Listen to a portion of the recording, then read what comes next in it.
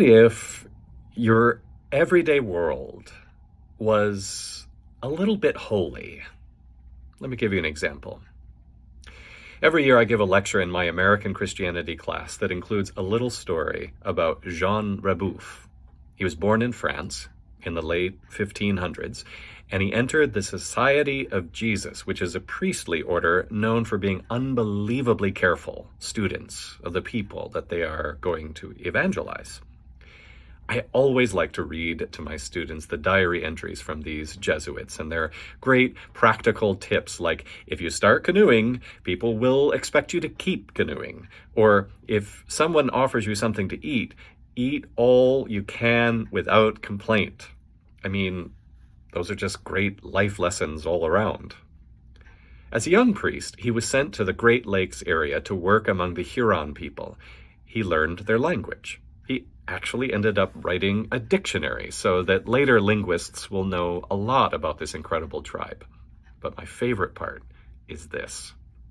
He wrote songs about when Jesus was born, Christmas songs about what it would be like if Jesus was born as a little Huron baby.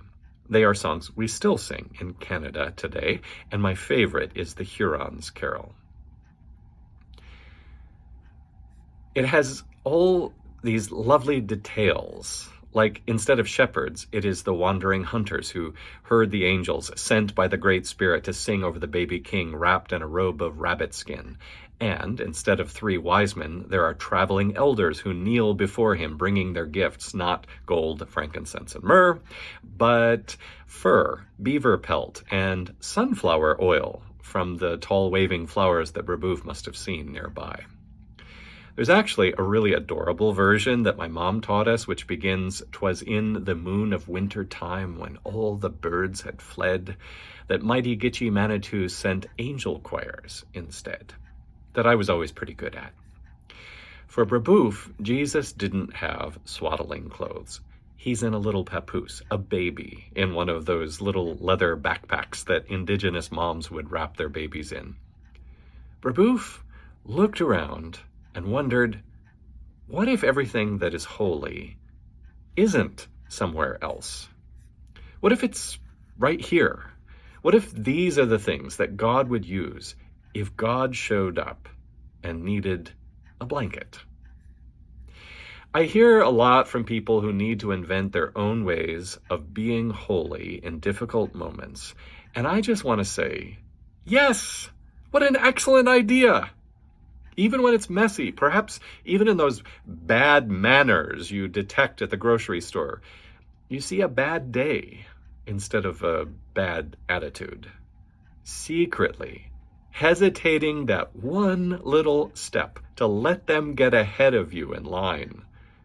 The irritating become a little bit holy. There's rest in that. There's something else to pay attention to. When you slow down, you can sip the beauty in the everyday. And notice that light that shines through your baby's fingertips, or to delight in the sneakiness of the pink of dawn that catches hold in patches of snow you thought the sun couldn't reach.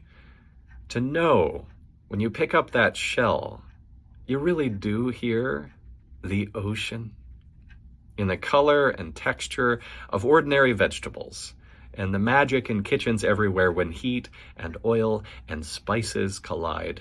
And what if it's actually true, most of the time, that less can be more, or that faster is not better? Sometimes people worry that they are being irreverent, that things that are divine and beautiful shouldn't be everyday things.